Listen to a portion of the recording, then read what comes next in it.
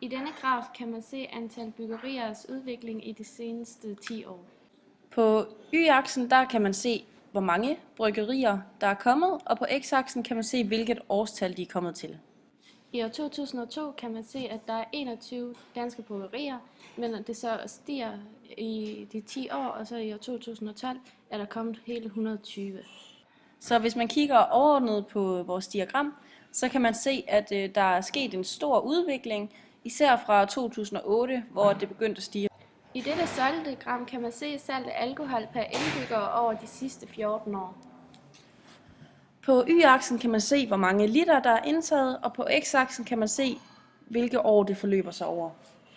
Det måles over øl, vin og spiritus. Den mørkegrønne det er øl, den lysegrønne er vin, og den blå er spiritus. Så man kan se udviklingen i de her 10 år, så falder den lidt i år 2009, så stiger den lidt igen, og så falder den så lidt igen i år 2012. Så generelt set er den faldet, og den er faldet fra i år 2003 på 11,6 til 2012, hvor den er 9,1 per indbygger, så det er godt.